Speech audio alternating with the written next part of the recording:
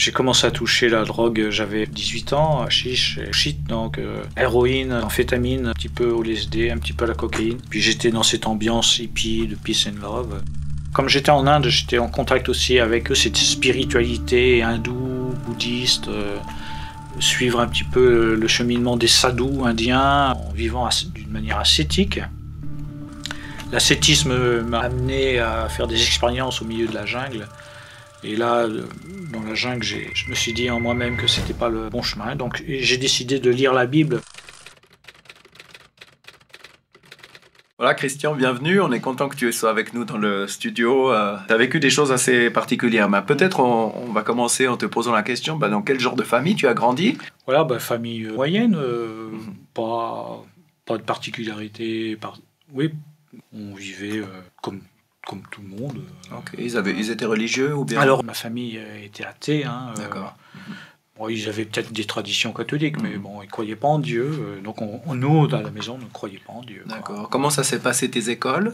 J'ai été en internat. Et là, en internat, j'ai commencé à faire un peu n'importe quoi. Et puis, c'est aussi là que j'ai commencé à fumer la première cigarette aussi, et puis après le premier joint, et puis ouvrir aussi à des choses qui me plaisaient, quoi. La philosophie hippie me plaisait bien.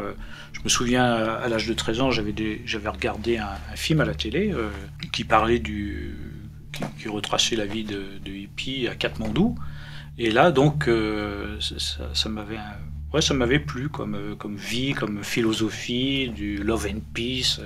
Puis bon, on fume des joints, et puis je rencontre des copains du même âge que moi qui ont la même pensée, qui ont le même désir de rejeter un petit peu cette société hyper matérialiste qu'on avait autour de nous, quoi. Ok, donc tu es un peu parti dans la philosophie hippie, oui, voilà, assez rapidement. Voilà, c'est ça.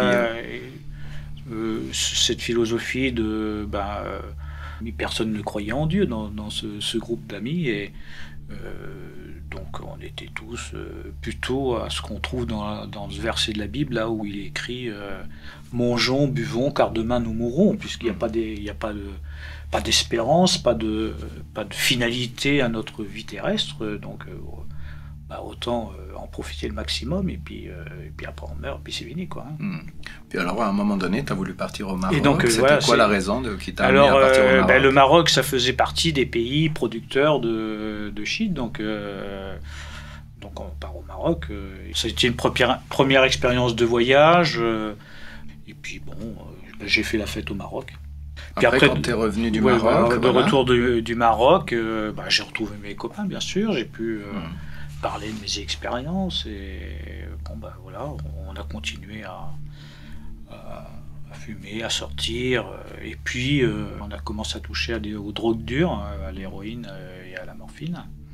Donc là, le voyage en Inde s'imposait un petit peu. C'était soit l'Inde, soit le Pérou. Le Pérou, c'était riche en cocaïne. Et donc j'ai traversé l'Europe. J'ai commencé en stop à Saintes, traversé la Yougoslavie, la Grèce, la Turquie, l'Iran. L'Iran, je suis resté 3 semaines peut-être. Et après, en Iran, à Téhéran, la capitale, j'ai trouvé 2 Français. Avec ces Français, j'ai voyagé. Ils étaient en combi Volkswagen, donc j'ai voyagé avec eux. On est passé par le sud de l'Iran. Je suis remonté du sud du Pakistan. On passe de l'Iran au Pakistan. Après, j'étais en Afghanistan. Puis la plupart du temps, tu marchais c'était du train. Voilà. Il y a essentiellement du train. Ouais. Comment est-ce que tu en es arrivé à faire une évolution? Est-ce qu'il n'y avait pas une évolution religieuse dans ton esprit? J'arrivais... je suis descendu au Sri Lanka. Et au Sri Lanka, j'ai rencontré un Français. Et puis un jour de fête, il avait pris un acide, et puis il commençait à délirer un petit peu avec son acide.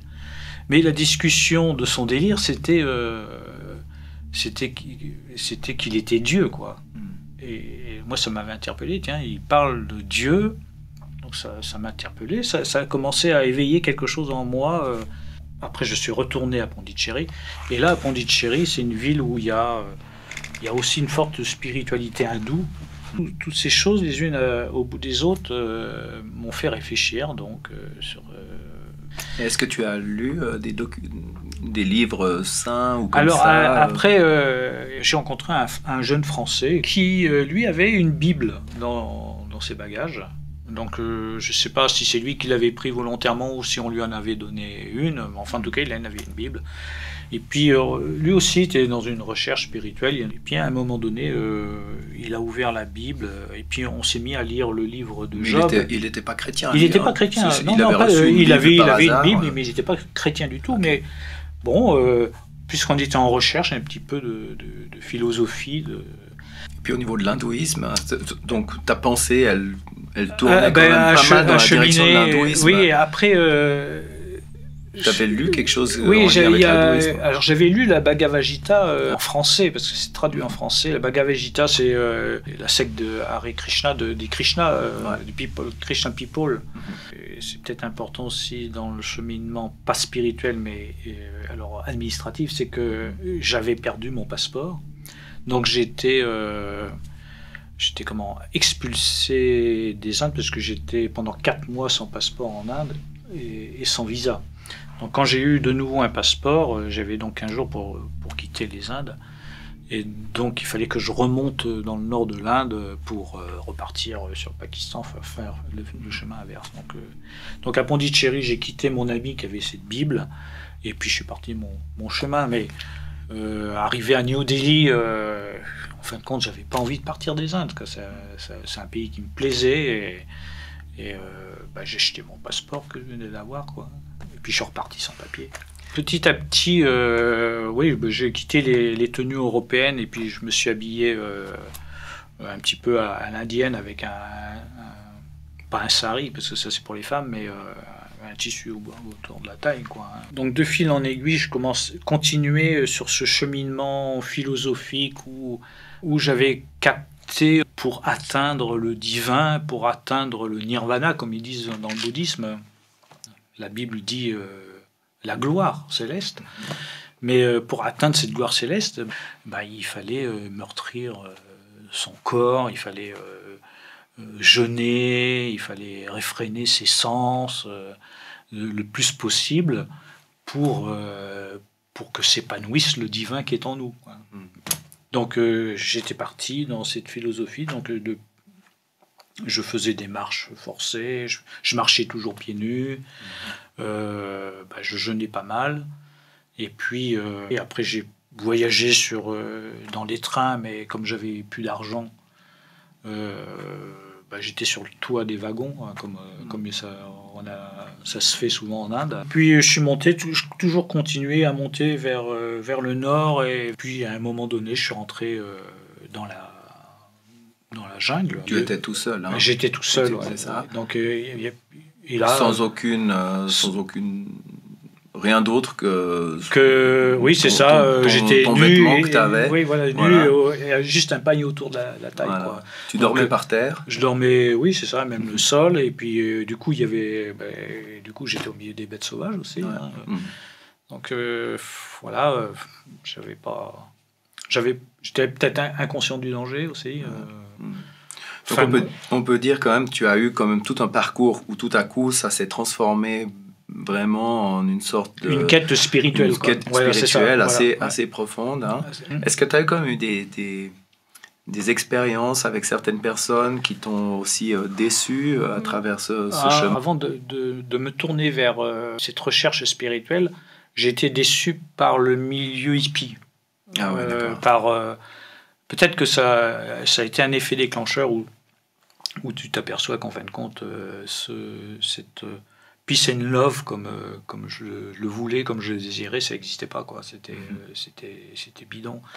Par exemple, au Cachemire, j'avais voyagé avec un Canadien, et avec ce Canadien, on était bien liés, et puis à un moment donné, il avait du shit, et il voulait me le vendre, alors que moi je pensais qu'il allait me le donner, et lui il voulait faire de l'argent absolument, quoi.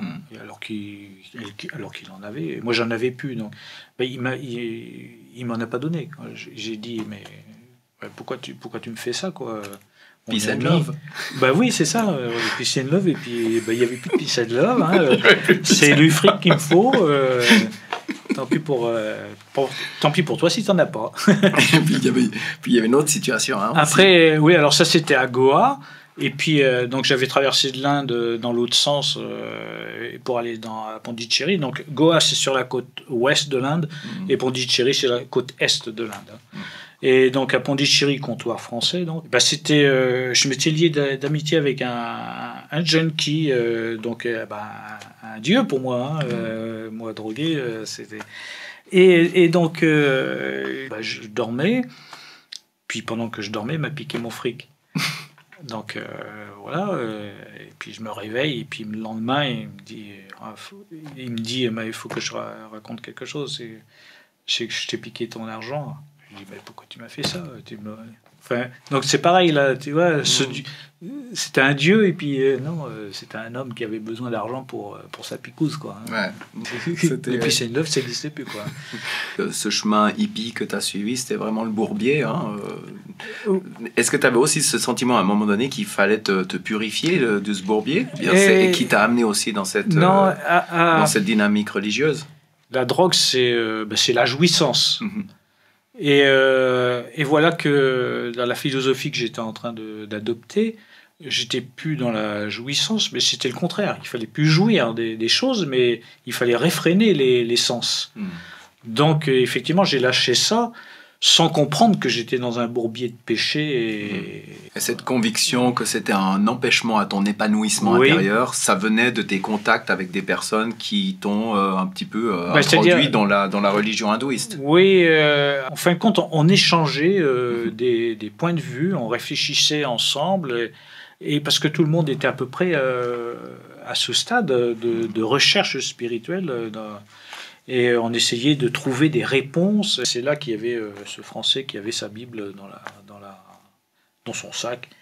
Et donc on a ouvert la Bible, puisque c'était la Bhagavad Gita, c'était un texte sacré. La Bible, c'était un texte sacré des chrétiens, donc, mais sans connaître ce que c'était, quoi. Pas plus que...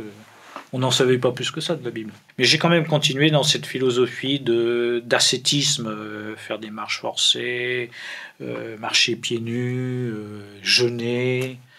À un moment donné, à un moment donné, j'étais dans un village, et là j'avais été hébergé dans des comme un monastère, mais c'est pas plutôt un ashram. Et le village normalement allait faire une procession pour marcher sur le feu. Et ce jour-là, j'ai eu une forte migraine, des migraines que j'ai régulièrement. Hein, je suis assez migraineux. Mais les migraines, ça faisait 6 mois que je n'en avais pas eu. Et puis ce jour-là, donc j'ai pas pu aller à la procession où ils marchent sur le feu. Donc j'ai pas été initié à la marche sur le feu. Mais quand même, j'ai fait mon expérience tout seul. Dans la cahute où j'étais, j'ai pris une braise, je l'ai mis sur la main, elle est incandescente, hein, une braise.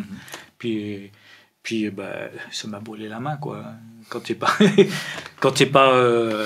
initié à la sorcellerie, ça fait son effet. Parce que eux, ils pouvaient, apparemment, d'après ce que j'avais compris, ils pouvaient marcher sur le feu sans se faire brûler, quoi. Okay, ouais.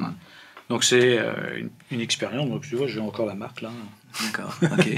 Et tu as une expérience un peu spéciale, hein, là tu as une réflexion profonde. Oui, alors j'ai une réflexion, assez profonde, dans le sens où à un moment donné, je montais, et puis à un moment donné, je dis mais il y a quelque chose qui va pas, parce que mon corps que je suis en train de martyriser est le fruit d'un amour entre deux êtres. J'ai dit quelque chose qui est contre l'amour, ça peut pas être une bonne direction.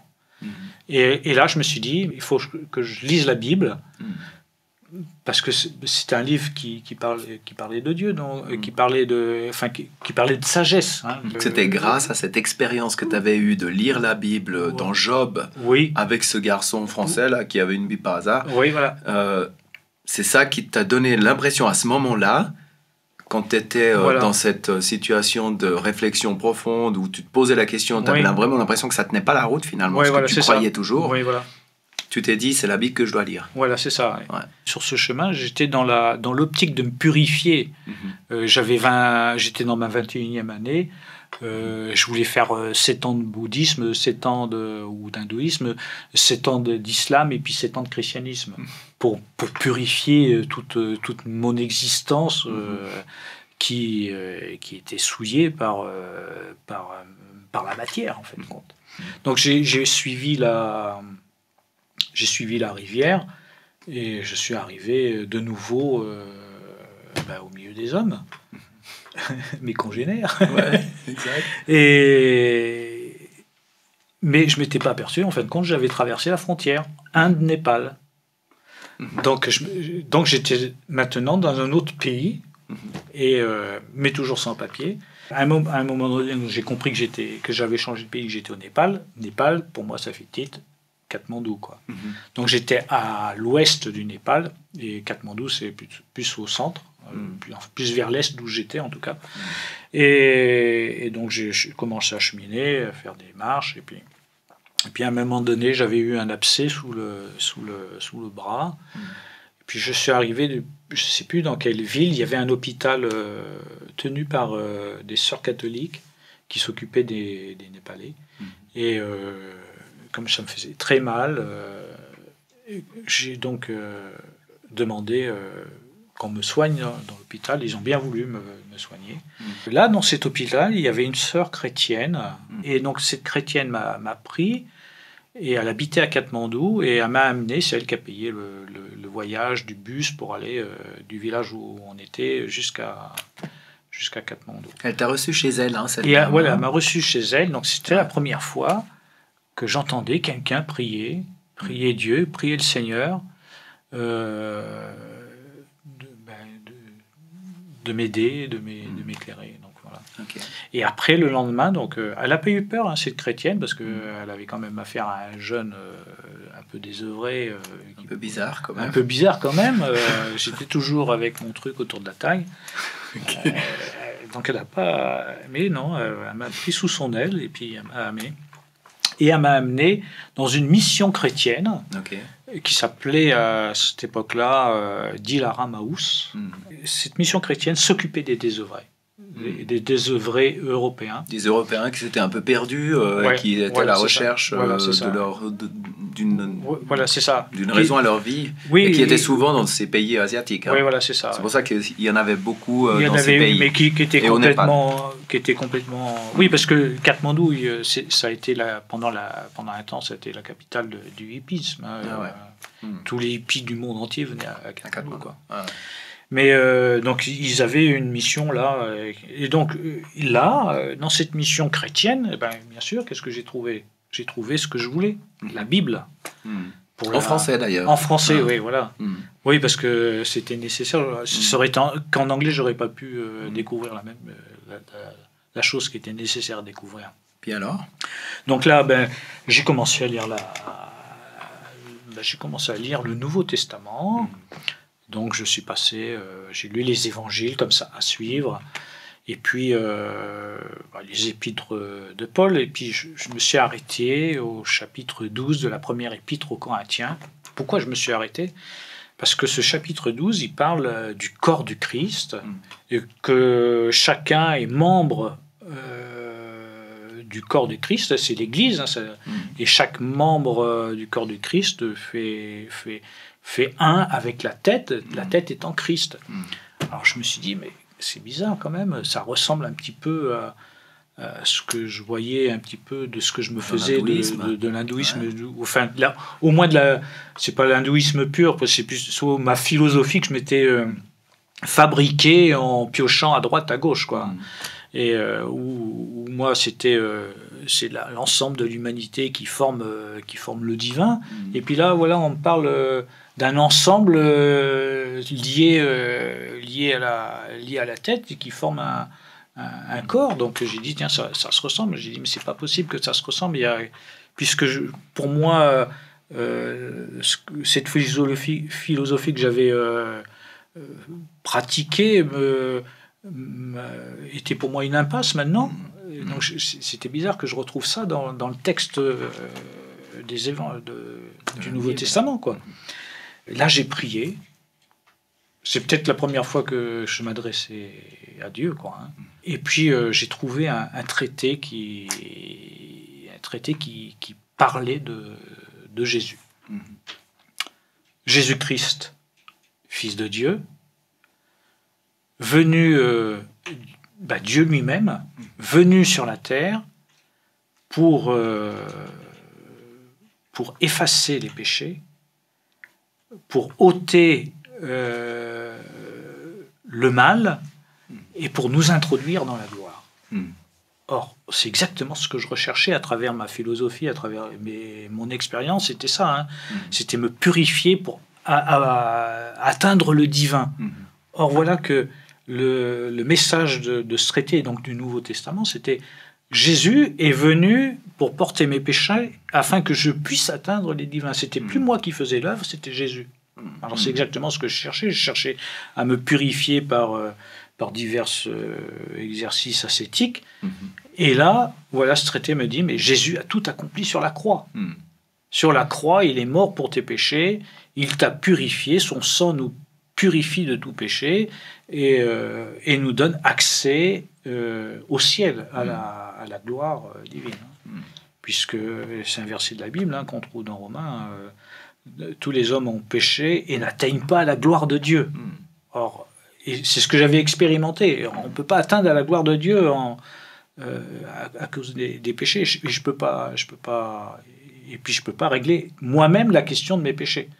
Or voilà, Dieu a pourvu à régler la question du péché par Jésus-Christ. Et donc c'était le grand contraste avec ce que tu avais toujours, toujours recherché. C'était que c'était pas en toi, voilà, mais en dehors. C'était en dehors de toi qu'était la solution. C'est quelqu'un d'autre qui avait réglé le problème. Voilà. Et c'est le Fils de Dieu, le Fils de Dieu, Christ, qui a réglé ce problème du péché. Voilà. Et d'ailleurs, c'est toujours la grande différence entre la religion et la personne du Christ, quoi. Christ est le médiateur entre les hommes et Dieu. Il est celui qui règle la question du péché. C'est lui qui réconcilie l'homme et Dieu. Alors que toute religion, c'est par toi-même, par tes propres efforts, que peut-être tu vas pouvoir, parce que c'est toujours peut-être, c'est toujours conditionnel. Alors que l'œuvre de Christ nous donne une assurance que tout est accompli par ce que Christ a fait. Et donc, en fait, quand tu as lu ce traité, répondait à la grande question que tu avais eue juste avant, voilà, avec 1 Corinthiens 12. Oui, voilà. Parce qu'en Corinthiens 12, tu voyais une similitude, oui, puis tu disais, mais c'est pas possible voilà, que ça soit similaire à ce que j'ai expérimenté avant, puis je comprenais rien. Ouais, voilà. Enfin, j'ai réalisé que c'était pas le chemin, ou que ça menait à une impasse. Et puis en fait, la solution, ou plutôt l'explication, c'était que c'était Jésus-Christ. Pas en soi, et que c'était Jésus-Christ qui nous sauvait. Et que l'explication de ce corps attaché à la tête, c'était simplement l'Église. C'est-à-dire, c'était l'ensemble de tous ceux qui croient en Jésus-Christ. Qui ont été purifiés. Et qui ont été purifiés par son œuvre et qui composent l'Église. Et c'est cet ensemble de croyants. Mais alors, en lisant ce traité, la lumière s'est faite en toi. Voilà, c'est ça. Pour toi, c'était clair et net. C'était clair et net, et la Bible devient une autorité infaillible. Infaillible, excellent. Ah, voilà, c'est ça. Donc, donc après, et comment tu t'es senti à ce moment-là? Heureux, quoi. Heureux et heureux d'avoir trouvé la réponse à toutes les questions qu'on peut se poser. Pourquoi on vient sur la Terre? La Bible donne la réponse. Où on va? La Bible donne une réponse. Pourquoi on passe par la terre? La Bible donne une réponse. Quoi. Donc on trouve la réponse à notre identité, à notre existence sur la terre dans la Bible. Et c'est plus une existence qui est vouée à la mort et que matérielle. Après la mort, il y a l'existence éternelle. Et la Bible nous fait découvrir qu'il y a une existence éternelle près de Dieu, dans la gloire, et une existence éternelle loin de Dieu. C'est ce qu'on appelle communément l'enfer. Ce que la Bible appelle aussi la seconde mort. Un lieu de souffrance éternelle. Donc tous ceux qui ne croient pas au Fils de Dieu, ben, la colère de Dieu demeure sur eux. Puis alors, une fois que tu avais découvert ça dans cette mission, quelle a été la première chose, cheminement, la première chose, ben, c'est de faire partager.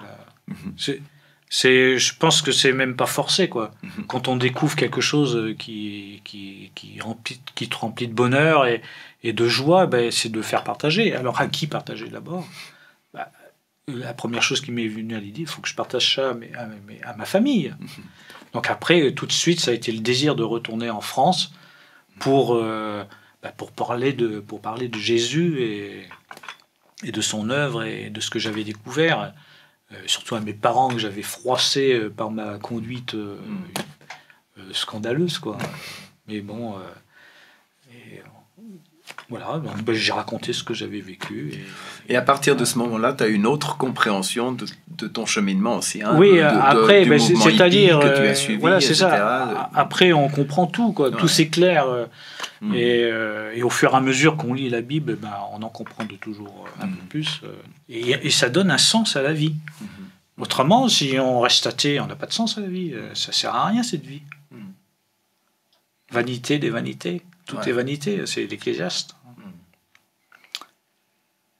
À l'égard de ceux qui se sont jamais interrogés sur le sens de la vie et à ceux qui ne croient pas à quoi que ce soit, je dirais que Dieu appelle une fois, 2 fois, il est patient, mais il faut savoir que Dieu aime tous les hommes et il veut qu'ils viennent à la connaissance de la vérité, quoi.